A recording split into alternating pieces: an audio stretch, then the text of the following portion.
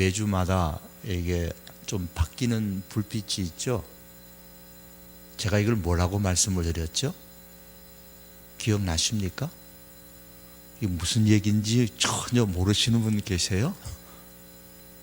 감각이 전혀 없으신가 봐요. 관심이 없으신가 봐요. 매주마다 이렇게 불빛이 바뀌는 거 안 보이세요? 보이시죠? 이게 뭐라 그랬어요? 왜 저렇게 폼나라고 그냥 한 건 아니고요. 물론 디자인도 디자인이지만 빛으로 빛 디자인 한 겁니다만은, 잘 보시면 빨주, 노초, 파남, 보로 바뀝니다. 자, 빨주, 노, 지금 무슨 색이죠? 초록색이죠. 아마 다음 주일에 파란색으로 바뀌지 않나 그러셨습니다. 이렇게 바뀝니다. 매주마다 이게 바뀝니다. 그 빨주, 노초, 파남, 보가 뭡니까? 무지개죠. 그 무지개 그러면 제일 먼저 생각나는 게 뭐예요?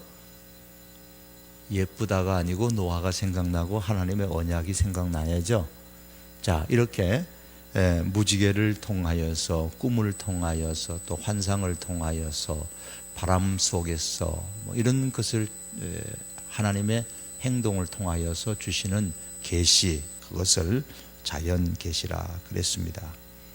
또 하나님의 특별 계시로서 예수님의 성육신, 그리고 예수님의 죽음과 부활의 말씀, 우리 지난 시간에 말씀을 드렸습니다.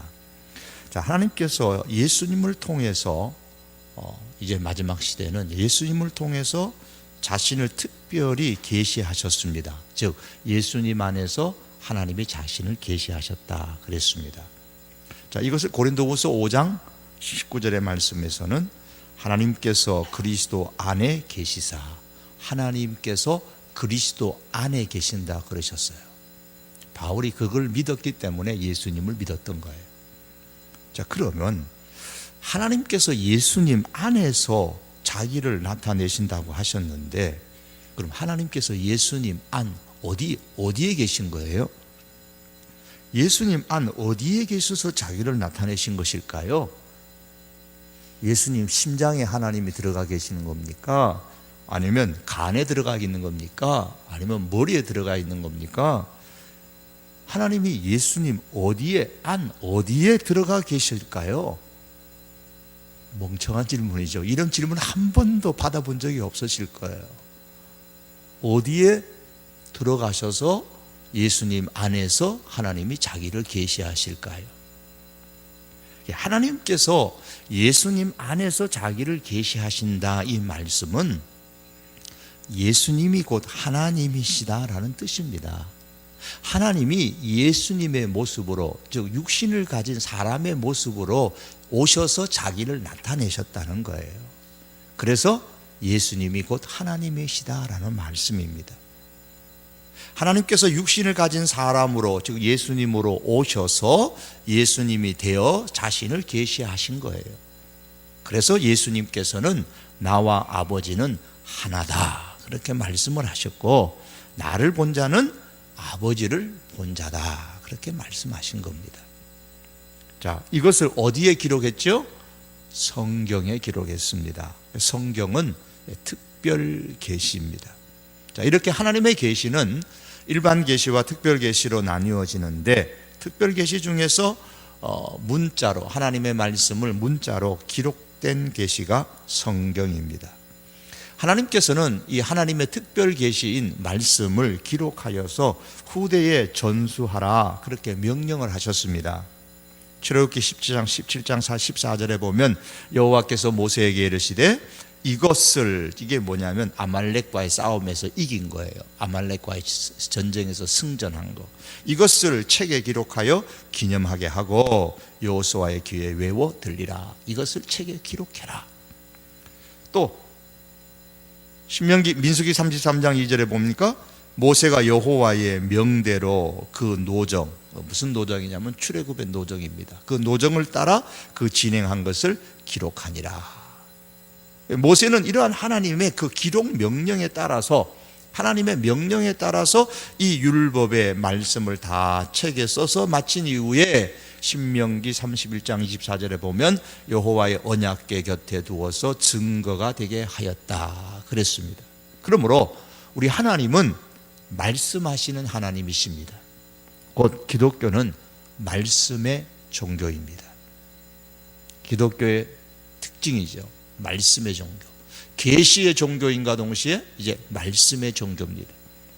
우리가 왜 하나님을 믿습니까? 요한복음 5장 24절에 보니까 내가 진실로 너희에게 이르노니 내 말을 듣고 또 나 보내신 이를 믿는 자는 영생을 얻었고, 그래, 영생을 얻었다. 그래. 하나님의 말씀이 영생이기 때문입니다. 하나님을 믿으면 영생을 얻기 때문에 하나님을 믿어요. 우리가 왜 예수님을 믿습니까? 예수님께 영생의 말씀이 있기 때문입니다. 베드로가 예수님께 고백했죠? 주여, 영생의 말씀이 주께 있사오니 우리가 누구에게로 가오리까? 영생의 말씀이 예수님께 있기 때문에 우리가 예수님을 믿는 겁니다. 그러면 우리는 성경을 왜 봅니까? 왜 읽습니까? 왜 우리가 성경을 읽고 배우고 행해야 되는가요? 예수님께서 너희가 성경에서 영생을 얻을 줄 생각하고 성경을 연구하거니와, 성경에서 영생을 얻을 줄 생각하고 성경을 연구한다 그랬어요. 사도 요한은 성경 기록의 목적에 대해서 너희로 예수께서 하나님의 아들 그리스도이심을 믿게 하려 하며, 예수님이 하나님의 아들이요 그리스도인 것을 믿도록 하기 위해서 이 성경을 기록한다 그랬습니다. 또 너희로 믿고 그 이름, 예수님의 이름을 힘입어서 생명을 얻게 하려 함이라, 이걸 목적 삼아서 내가 이 성경을 기록한다. 그렇게 요한복음 20장 31절에서 말씀했습니다. 그러므로 성경은 영생에 관한 말씀이고 하나님의 말씀이요 성경의 주인공은 예수님이십니다. 이 성경이 곧 내게 대하여, 예수님에 대하여 증언하는 것이니라고 예수님께서 말씀하셨습니다. 그리고 이 성경은 또한 믿음에 관한 말씀입니다. 하나님께서 보내신 예수님은 성경대로 죽으시고 성경대로 사흘 만에 살아나셔서 하늘에 오르셨습니다. 그리고 성경대로 성령이 믿는 자들에게 임하셨습니다. 성경대로 예수님의 사건들, 성령의 사건들이 이 땅에서 일어났습니다. 이것을 우리가 믿는 것이죠. 자, 그러면 이제 성경에 대해서 얘기할 때에 가장 이제 본질적인 문제, 기본적인 문제 중에 하나가 성경이 어떻게 만들어졌고 우리 손에 어떻게 들어오게 되어졌는가, 이것을 말씀드리려면 이제 그 성경의 사본에 대해서, 성경의 또 형성 과정에 대해서, 또 정경에 대해서 여러 가지를 말씀을 다 드려야 되는데 몇 번을 말씀을 드려야 됩니다만 성경 안에서 오늘 한 번으로 마치려고 합니다. 성경은 하나의 완성된 책으로서 하나님께서 집필하셔가지고 사람에게 읽으라고 준 책이 아닙니다. 하나님께서 성경을 쭉 쓰셔서 자, 완성 66권이다. 구약 39권, 신약 27권 완성돼서 하나님이, 어느 작가가 소설 쓰듯이 하나님이 66권을 딱 만들어 갖고 자, 이거 내가 쓴 말씀이니까 너희들 읽어라, 이렇게 주신 말씀이 아니라는 거예요. 성경, 그럼 우리 구약 성경과 신약 성경이 있잖아요. 구약 성경은 어떻게 만들어졌습니까? 하나님께서 직접 그렇게 다 쓰셔가지고 주신 것이 아니라면 어떻게 만들어졌습니까? 하나님의 말씀은 처음에는 기록되지 않았죠. 다만 전승되어졌을 뿐입니다. 하나님의 계시는 노아를 통해서, 아브라함을 통해서, 이삭을 통해서, 야곱을 통해서 믿음의 조상들로부터 자손에게, 그 자손에게 계속 전승되어졌습니다. 모세에 이르러서야 비로소 하나님의 말씀을 하나님께서 이제 기록하라 그러셨어요. 그래서 기록하기 시작한 겁니다. 하나님께서 역사의 초기 때부터 이제 자신을 사람들에게 계시하는 수단으로서 책을 만들도록 하셨어요. 책을 만들도록. 그래서 모세는 하나님의 계시를 받아서 좀 전에 말씀드린 것처럼 이제 성경을 이제 기록하기 시작했습니다. 출애굽기 34장 27절에 보니까 여호와께서 모세에게 이르시되 너는 이 말들을 기록하라. 이 말이라는 것은 시내산에서 주신 율법을 말합니다. 이것을 기록하라. 내가 이 말들의 뜻대로 너와 이스라엘과 언약을 세웠느니라. 그러면서 이 율법을 기록하라 그랬습니다. 자, 이 기록한 말씀을 성문서로 해가지고 성막, 그리고 이후에는 성전에 보관되어졌습니다. 그리고 필요할 때마다 서기관들이 사본을 써서 그 성경을 필사 뺏겨 쓴 거예요. 우리 교회에서도 과거에 보니까 성경을 이렇게 필사한 적이 있으시죠? 성경을 그대로 이제 적잖아요. 그것처럼 고대에도 그랬어요. 서기관들이 주로 그 일을 했고, 대표적인 사람이 학사 에스라인데요, 서기관들이 사본을 이제 필사, 성경을 그대로 뺏겼습니다. 뺏겨 쓴 거, 그걸 사본이라 그럽니다. 사본.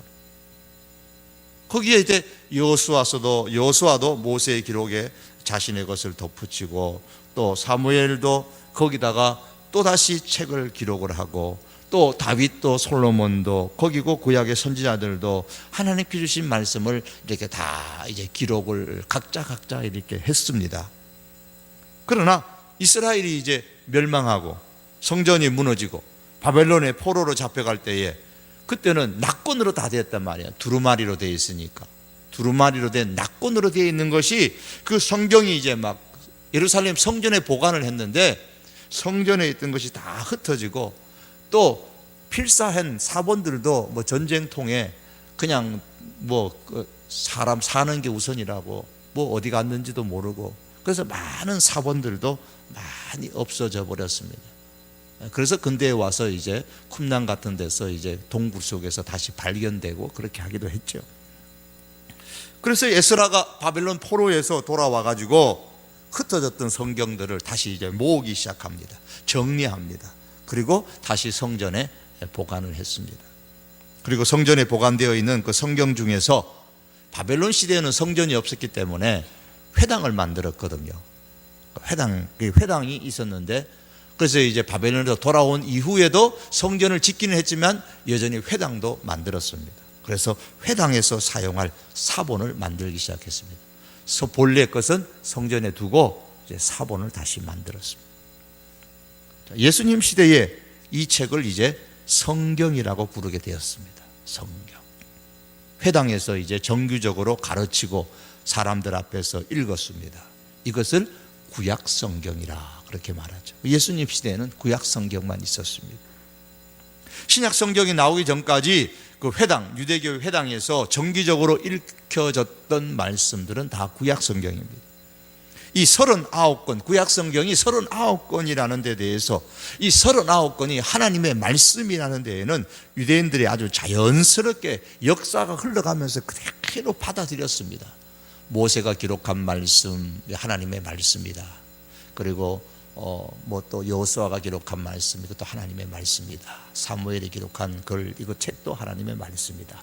이것이 자연스럽게 구약의 선지자들이 기록한 그 하나가 다 하나님의 말씀이다. 이렇게 자연스럽게 하나님의 말씀으로 받아져서 유대교에서는, 유대 사람들은 구약의 39권이 다 하나님의 말씀이라는 데에는 부정하는 사람이 없습니다. 다 인정하게 되어졌습니다. 또 일부의 역사학자들은 뭐 주 90년에 유대교 지도자들이 얌니아 회의에서 39권이 정경으로 그래 결정했다라는 그런 말이 있지만, 역사적으로는 정확한 것은 아닙니다.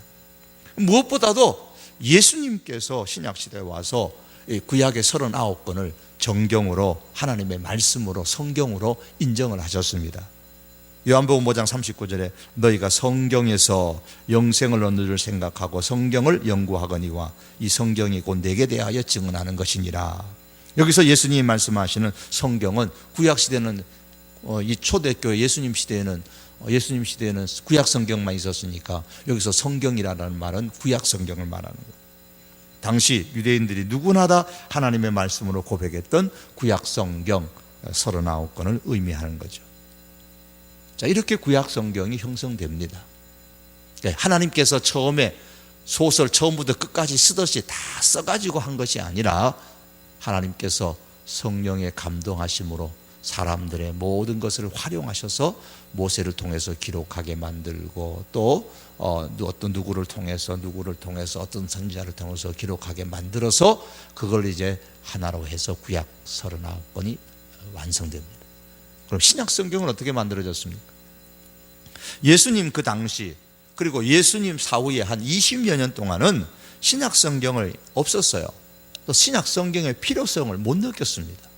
왜냐하면 제자들이 예수님과 동시대에 살고 있었기 때문에 예수님의 교훈의 글을 남길 필요성을 느끼지를 못하셨어요.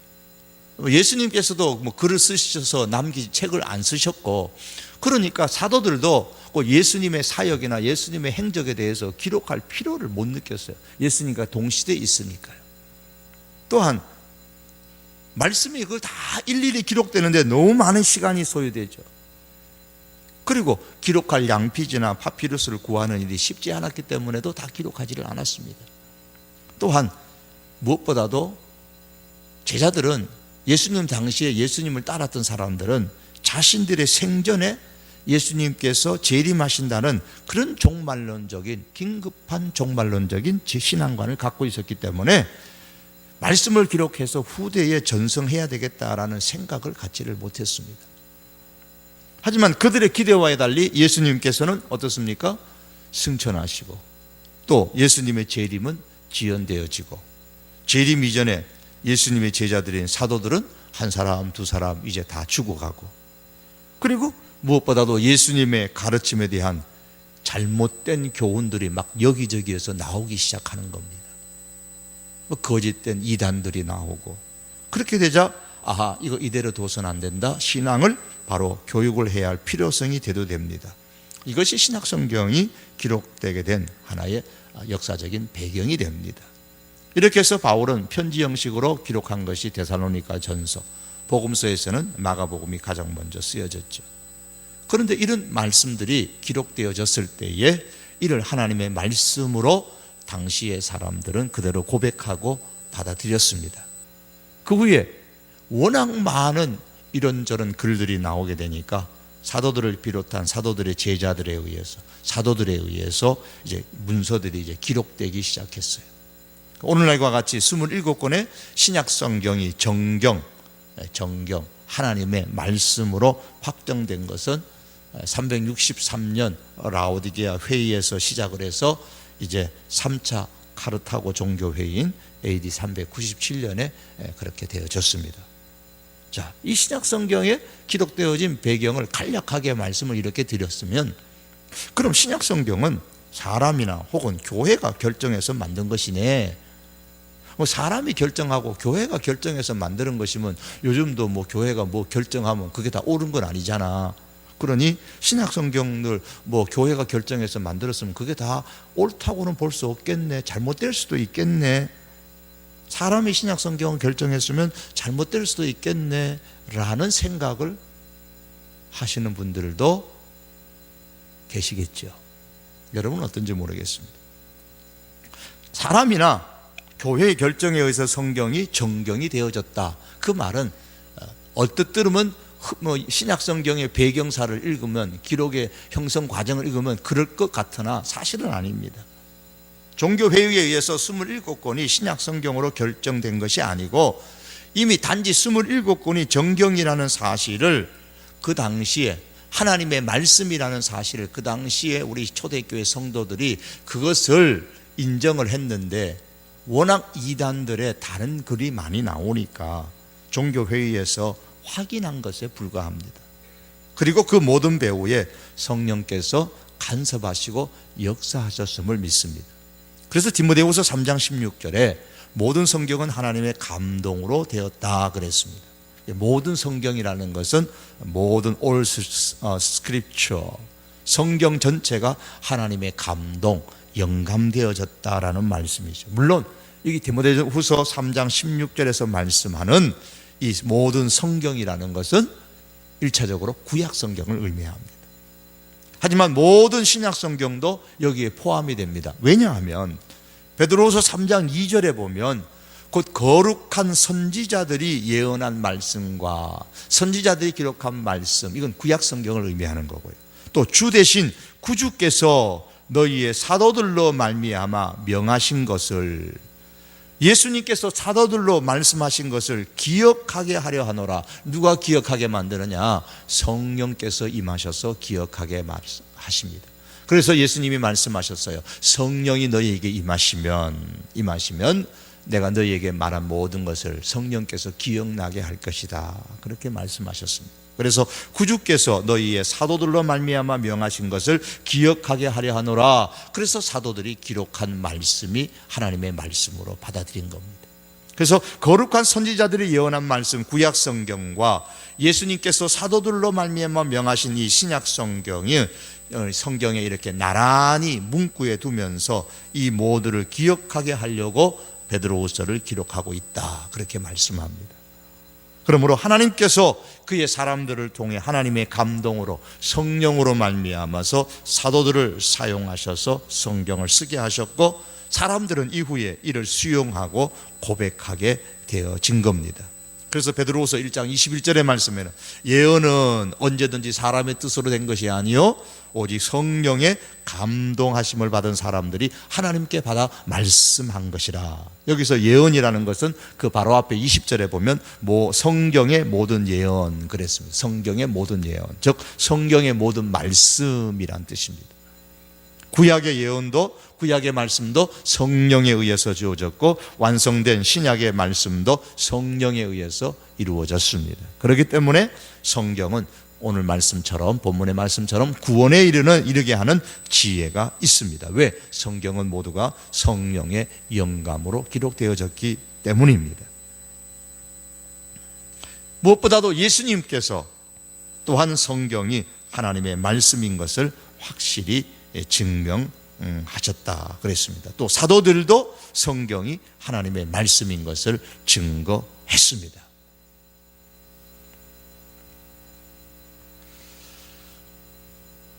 더 나아가서 이 성경 자체의 통일성을 볼 때에도 한 분 하나님의 말씀인 것을 우리가 부인할 수가 없습니다.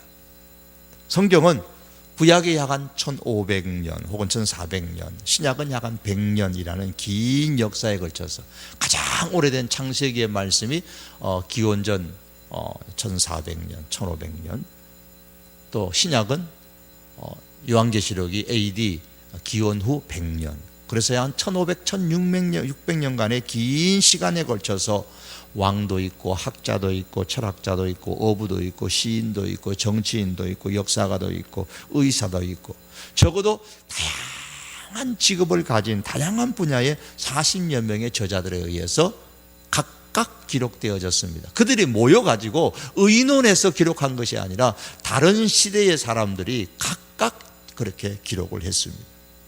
그래서 그들이 기록한 것을 역사서, 시편, 예언서, 계시록, 서신서, 다른 또 문학의 형태로 자기들의 그 스타일에 따라서 기록을 했습니다.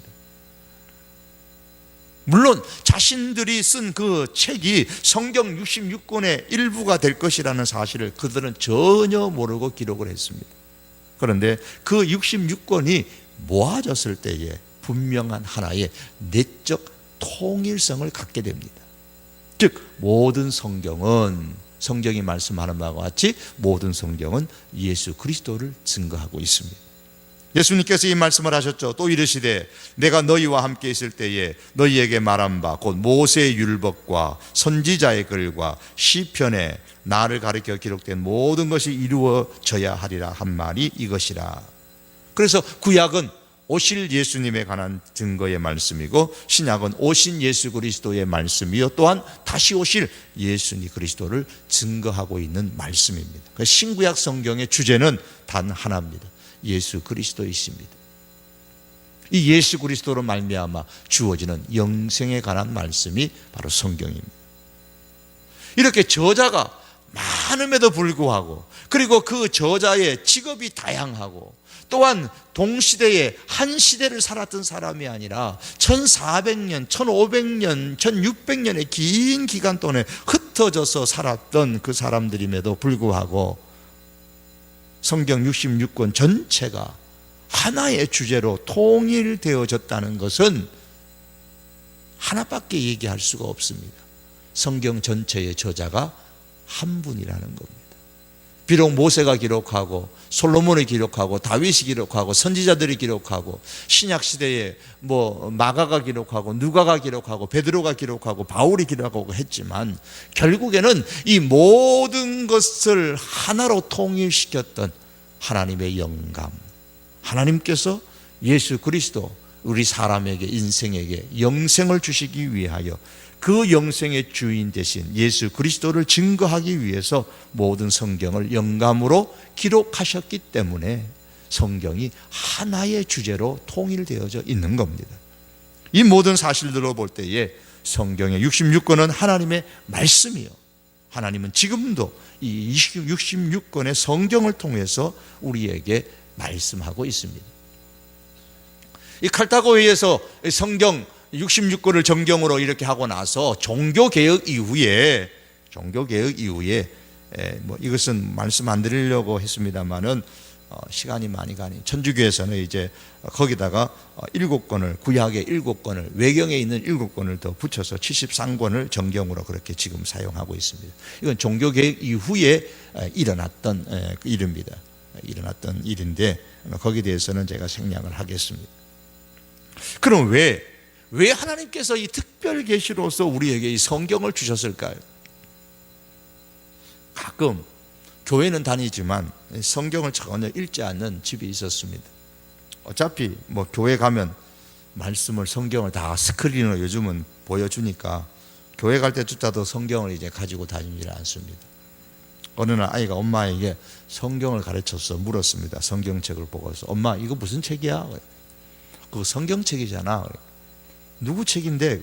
하나님 책이지. 그러자 아이가 말합니다. 엄마, 안 볼 거면서 왜 하나님 책을 갖고 있어요? 하나님에게 돌려줘야지.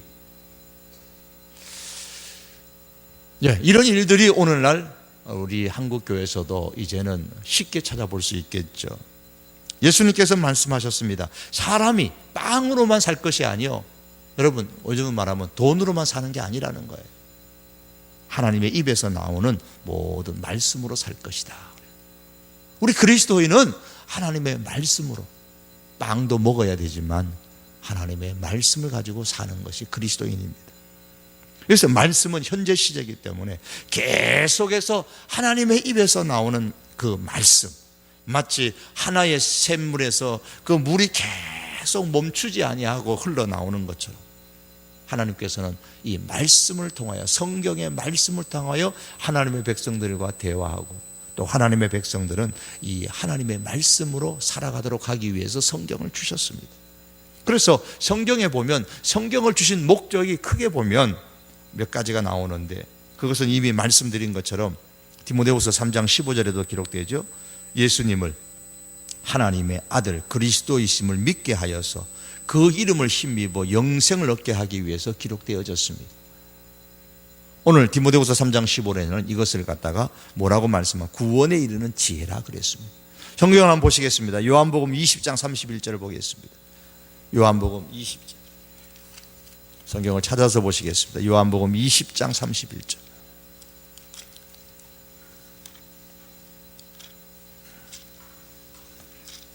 요한복음 20장 31절 말씀을 우리 다 같이 한번 읽어보시겠습니다. 시작.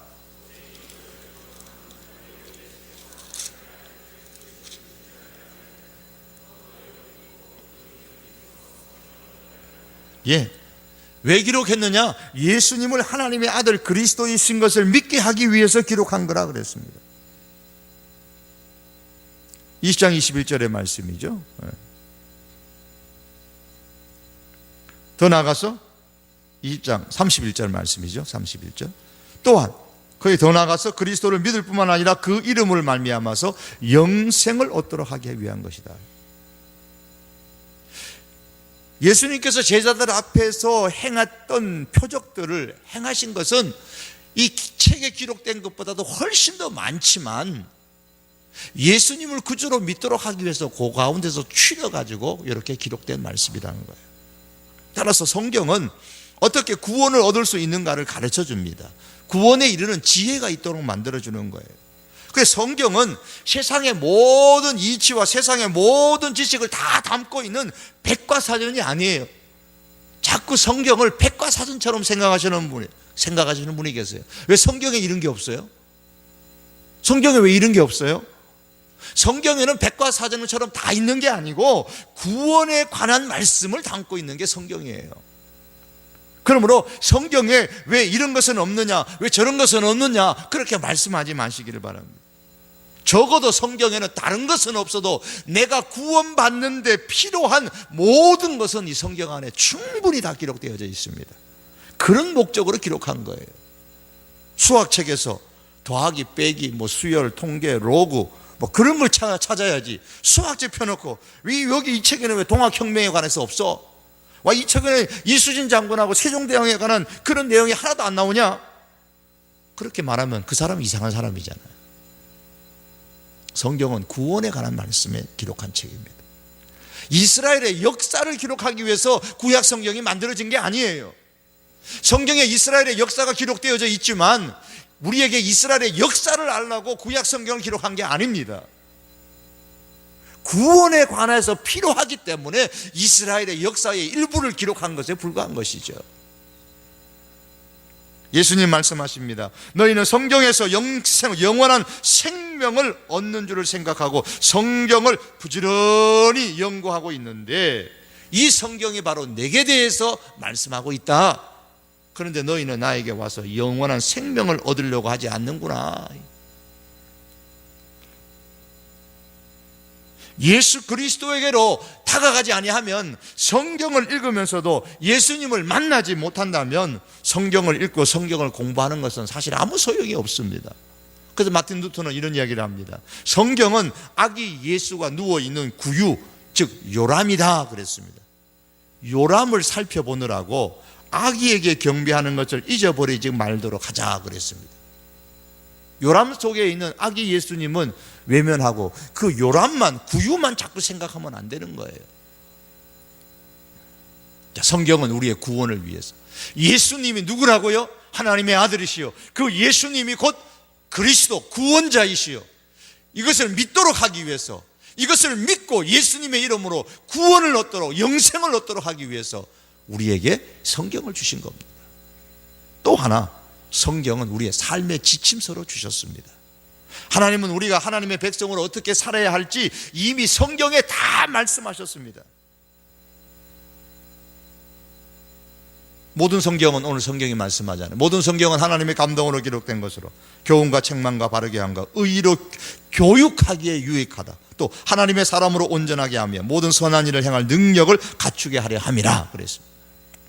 성경이 하나님의 영감으로 된 말씀이라고 우리가 받아들인다면 이 성경의 권위는 분명히 달라져야 됩니다. 성경이 하나님의 말씀이라면, 지금 하나님께서 이 성경을 통해서 내게 말씀하시는 것이라고 우리가 믿는다면 우리는 분명히 우리의 모든 삶의 행동의 근거를 이 말씀에 두어야 됩니다. 세상의 사조나 세상의 사상이나 세상의 유행이나 세상의 어떤 문화에 우리의 삶의 근거를 두지 말고, 행동의 이유를 거기에다가 두지 말고 하나님의 말씀에 두어야 합니다. 성경은 우리의 모든 믿는 신앙의 근거가 됩니다. 교훈과 책망을 위한 근거예요. 우리가 믿어야 할 것, 그거는 성경 안에서밖에 없습니다. 또한 성경은 우리가 어떻게 행동해야 할 것인가에 대한 행동의 모든 근거가 여기에 있습니다. 바르게 함과 의로 교육함을 위한 근거죠. 하나님의 눈에 무엇이 옳고 어떻게 하면 하나님의 사람으로서의 삶을 살아갈 수 있는지를 우리가 제대로 발견할 수 있는 곳은 성경밖에 없어요. 다른 곳에서 하나님의 뜻과 하나님의 마음과 하나님의 의지를 발견할 수 있는 곳 없습니다. 그럼에도 불구하고 많은 성도들조차도 성경이 나를 마치 사슬로 묶어서 힘들게 한다, 성경이 나를 구속한다, 그러잖아요. 신앙생활, 교회 가면 신앙이 나를 구속해서 싫어, 내 멋대로 살고 싶은데 성경이 자꾸 이거 하지 마라 저거 해라, 날 구속하는 것 같아서 나를 힘들게 해서 싫어, 그런 사람들이 있습니다. 여러분 어떻습니까? 만일에 교통벽구가 없으면 도로가 어떻게 될까요? 신호등이 없으면 어떻게 될까요? 차선이 없으면 어떻게 될까요? 여러분 4차선, 5차선이 있는데 차선이 없는 그런 길, 금방 이제 아스팔트 딱 깔아놓은 그 길을 한번 운전해 보셨습니까? 불안해요. 어느 것이 차를 운전하기가 훨씬 자유롭고 안전하겠습니까? 축구 시합을 하는데 규칙이 있는 축구 시합과 규칙이 없는 축구 시합, 축구 선수 입장에서 어느 게 더 안전할까요? 어느 게 더 자유로울까요? 규칙이 없으면 대혼란이 옵니다. 자연도 마찬가지고 사회도 마찬가지고 사람의 영혼도 마찬가지입니다. 하나님은 우리의 삶이 무질서 가운데서, 규칙이 없이 무질서 가운데서 난장판이 되는 거, 그런 거 보고 싶어 하지 아니하십니다. 난장판 같은 세상 속에서 고통스럽게 살아가는 거 하나님께서 원치 아니하십니다. 그래서 우리에게 규칙을 주셨습니다. 그래서 말씀하십니다. 그것이 성경 말씀이에요.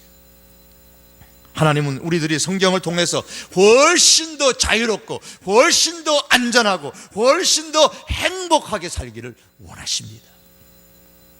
그러므로 성경은 우리의 삶의 지침서입니다. 성경 안에 자유와 행복이 있습니다.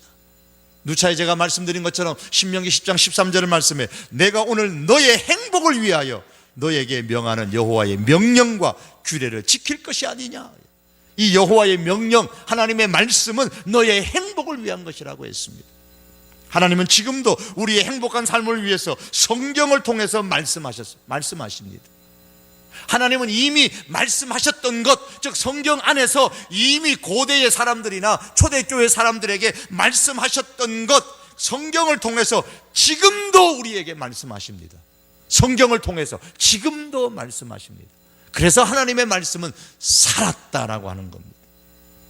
마틴 루터가 말한 것처럼 성경은 살아있어서 나에게 말을 하고, 발이 있어서 내 뒤에서 뛰어오고, 손이 있어서 나를 붙잡는다, 그렇게 표현했습니다. 하나님의 말씀은 성경을 통해 지금도 살아있습니다. 하나님이 말씀하실 때에 무슨 일이 일어납니까? 믿음이 없는 사람들에게 믿음을 갖게 만들죠. 하나님의 말씀을 우리가 읽고 하나님의 말씀을 들을 때에 하나님의 말씀이 우리를 변화시키죠. 하나님의 말씀이 우리가 사단의 영적인 공격으로부터 우리를 보호해 주시죠. 하나님의 말씀이 우리가 어디로 가야 할지 알지 못할 때, 망설이고 있을 때 하나님의 그 말씀을 통하여 하나님께서 우리를 인도하시죠. 하나님이 우리에게 말씀하시고 우리가 하나님의 목소리를 듣고 배우고 그러할 때에 하나님은 우리와의 관계 속에서 우리의 믿음은 점점 성장하게 되고 우리의 안팎은 변화되게 가는 겁니다. 그렇다면 여러분, 결과는 자명하지 않습니까? 이제 우리가 어떻게 해야 됩니까? 오늘 이 시대에 세상의 그 어떤 책보다도 가장 많이 인쇄되고 가장 많은 언어로 번역된 성경이면서도 그럼에도 불구하고 가장 많이 읽혀지지 않는 책 가운데 하나로 성경이 전락되어져 가고 있는 진행형이 아닙니까? 하나님의 말씀이 그러한가 하여 정말 오늘 이 시대에 우리는 부지런하게 읽고 또 묵상해야 됩니다. 시편 1편의 말씀처럼 이 하나님의 말씀을 묵상할 때에 우리의 삶에 풍성한 열매가 맺힙니다. 시냇가에 심은 나무가 철에 따라 열매를 맺는 것처럼 우리의 삶에 열매가 나타납니다. 우리가 하나님의 말씀을 읽고 묵상할 때에 어떤 역경 가운데도 굴하지 않는 그런 영적인 힘을 말씀을 통해서 얻습니다. 시편 1편은 말씀하기를 하나님의 말씀을 우리가 묵상할 때에 우리가 하는 일마다 잘 될 것이라고 했습니다. 그 행사가 다 형통할 것이다 그랬습니다. 사랑하는 성도 여러분, 그러므로 여러분 성경을 묵상함으로 인해서 이와 같은 일들이 우리의 삶 속에서 일어나기를 원합니다. 말씀을 맺겠습니다. 하나님은 지금도, 여러분 지금도 이미 말씀하셨던 그 말씀들을 이 성경을 통하여 우리에게 지금도 말씀하십니다. 이 말씀을 우리가 신구약 66권을 하나님의 말씀으로 우리가 믿고 이 말씀만 우리의 삶의 지침으로 삼아서 하나님이 주시는 행복과 하나님이 주시는 그 은총을 이 땅 속에서도 마음껏 누리며 경험할 수 있는 저와 여러분들의 삶이 될 수 있기를 주님의 이름으로 축복합니다. 기도하시겠습니다. 존귀하신 우리 하나님 아버지, 신구약 성경을 통하여 하나님께서 지금도 말씀하십니다. 하나님은 말씀하시는 하나님이시고 저희들을 창조하실 뿐만 아니라 우리의 삶에 깊숙이 들어오셔서 어떻게 우리가 살아야 할지, 또 하나님의 사람으로서 영생을 얻어야 함을 이 말씀을 통하여 우리에게 주셨습니다. 이 신구약 말씀을 진정 하나님의 말씀의 권위로 우리가 인정하고 이 말씀을 고백하고 이 말씀을 주의하러 묵상하며 열매 맺으며 또한 모든 악한 영적인 것들을 이길 수 있는 힘을 얻으며 형통한 삶을 살아가는 은혜가 있게 하여 주시옵소서. 예수님의 이름으로 기도하옵나이다. 아멘.